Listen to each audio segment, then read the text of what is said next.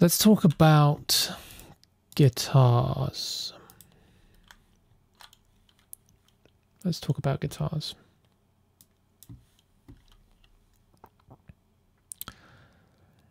Let's talk about, what should we talk about? Well, all the guitars were basically recorded with the Kemper. So unlike in the previous album, where I recorded everything via my amps, this was all via my new Kemper, and honestly, I don't regret it. It was really easy to do. It was fun. It was quick to find sounds that sounded good. So I would do it again in a heartbeat. The only thing I might do differently this time is, or next time, is run them through my cab, in which case I could maybe get a little bit more of a natural sound. But overall, I think the guitars were really, really good. Separate processing on each of the guitars, nothing crazy, EQ and compression, and then handled as a bus. So in this case, I've generally used 2 amps for the rhythm, 2 amp profiles for the main sounds. One is a Vibrolux, a Fender Vibrolux 1960. And the second is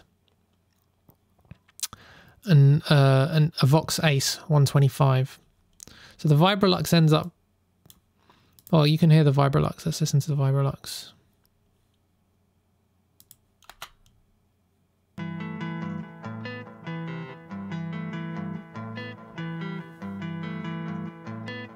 This sounds like it was the neck pickup. So it's got a bit of a warmer sound. But there are also cases where I think this will be the bridge pickup, and this is a bit more fragile, a bit more brittle. Yeah. Together.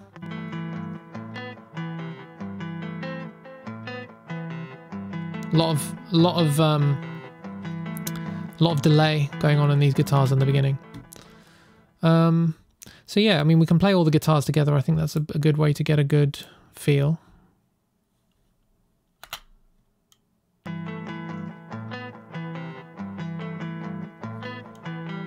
So you've got some warm on the left channel, you've got a bit more staccato on the right channel, and you've got some nice delay happening.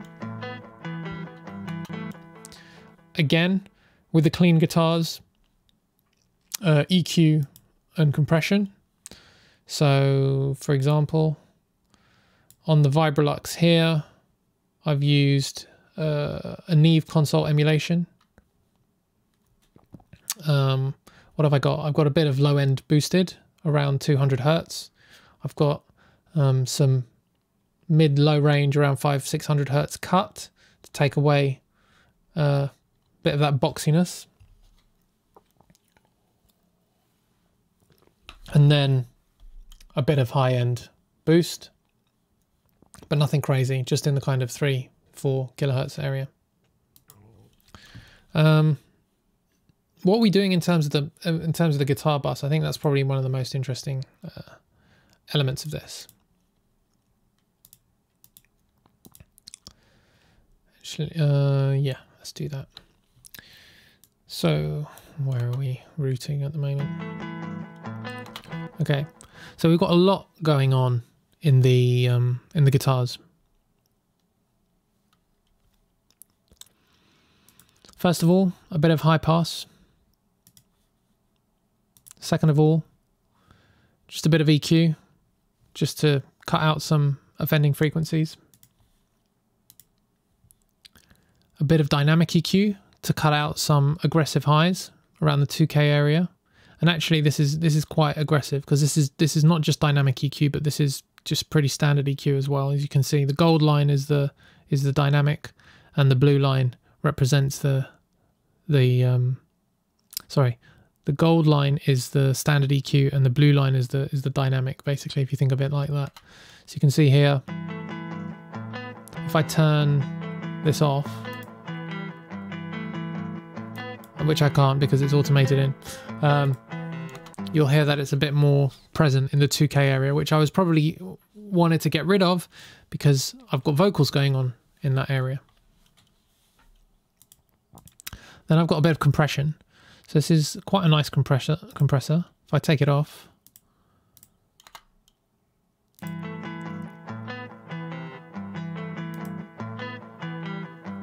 can hear the difference. Brings up, the volume comes up, but just gives a bit of a fuller sound. And then finally some final EQ. Again, a bit of cutting here. I think where I ended up was I had quite a really nice guitar sound that sounded good on its own and was really nice and present, but I needed to dial that back within the context of the mix because it was kind of stepping on the vocals a bit, right? I've got the guitars going into the room reverb as well in various parts of the tracks, and I've also got, so this is the best part of the guitars for me, is I've got a left guitar slap and I've got a right guitar slap. So those are these buses here. And the interesting thing about these is we've got delays on both. I'm not sure if they're different delays actually. So this one is a 1.025 offset and this one is 540, 54. So no, they're the same.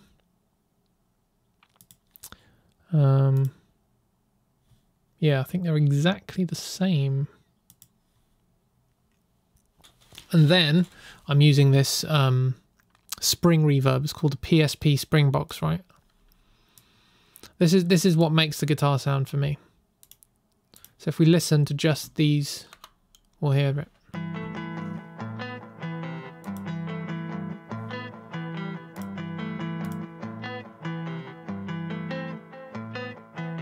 Let's put them off.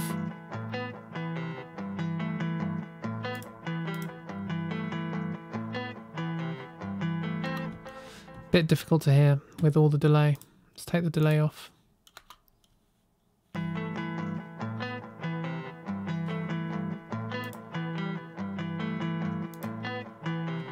Oh, it's because because it's not on right now. Let's find a section where I've turned it right up. Guitar delay. Here we go.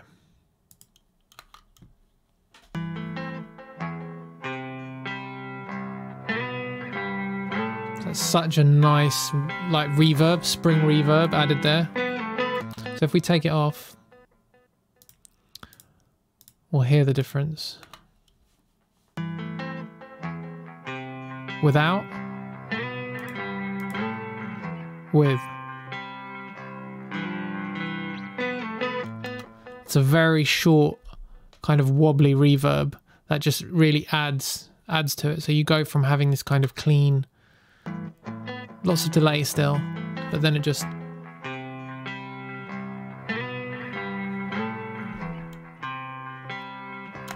love it.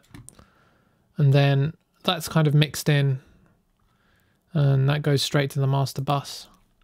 A bit of high end and low end reduction on that, because you don't want it to kind of step too much into the main guitar bus, but you kind of want to augment the sound, get that spring reverb complementing the sound.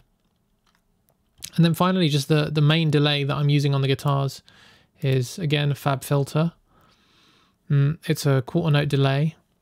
Nothing too fancy. Again, applying some high and low end cuts just to make sure that it doesn't kind of step on the toes of the main guitar sound.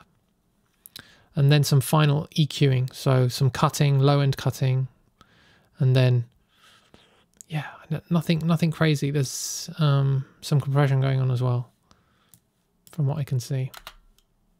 If I take that off,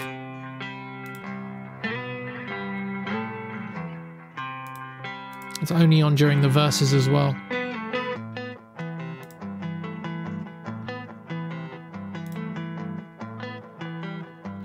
Again, like the accumulation of lots of subtle things coming together. But I'm addicted to this. I'm addicted to these spring reverbs now. I love them, so I use them on guitars a lot. But they're not suitable for everything.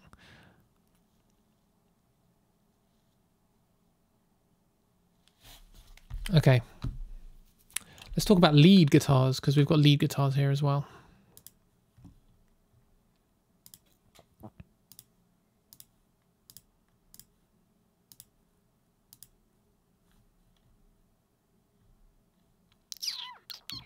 Where are our lead guitars?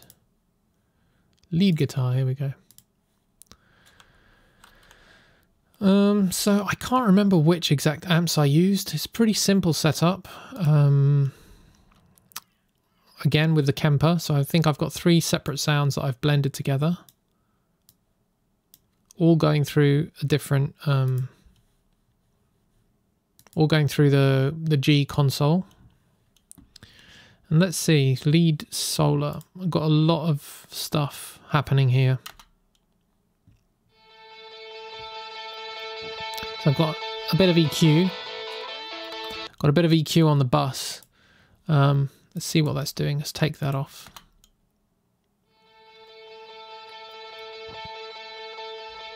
That's without. That's with. So it's bringing up some mid-highs, taking out some lows, I think. So yeah, we can see we've boosted around 4.9 kilohertz, and sorry, we've cut around 4.9 kilohertz, but we've boosted the highs at 2 kilohertz quite a lot. So yeah, low to mid highs. And we've also boosted around 1 kilohertz. No, that's off, sorry. So we boosted around 320.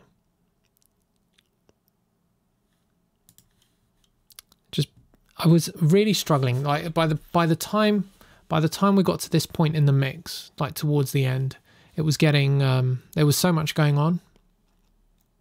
I was like, how do I allow these guitars to be heard, these lead guitars to be heard, but without stepping on the vocals? Because at this point, we've got some pretty in-your-face main vocals.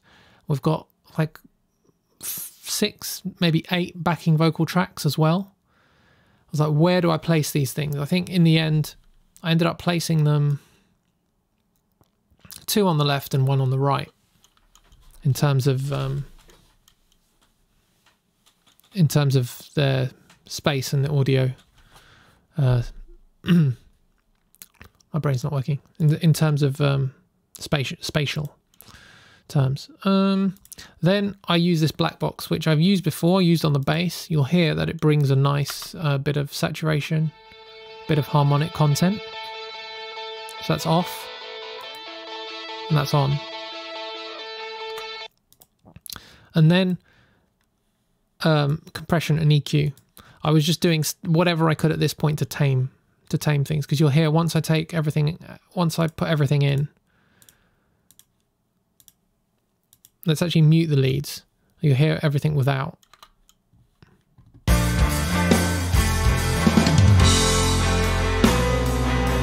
This is even without vocals.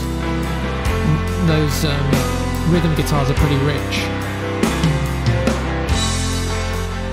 Let's turn it down a bit.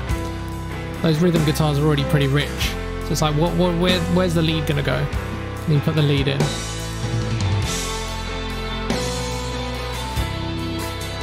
So they're really kind of really airy.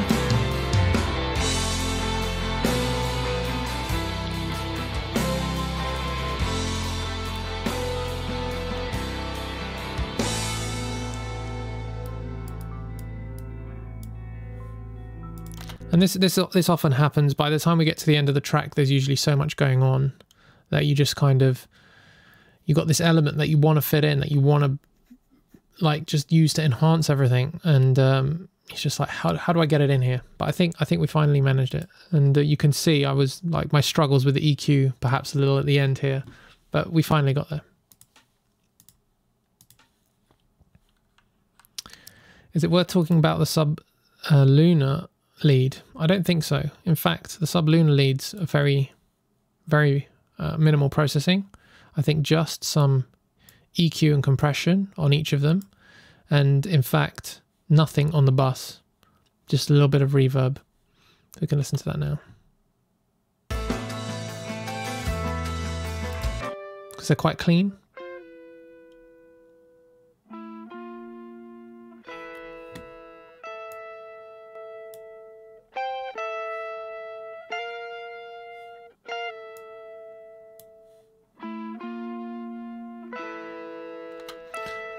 Yeah. And yeah, so those are the lead guitars. Not a huge amount of lead guitar work going on, just kind of some melodic stuff basically.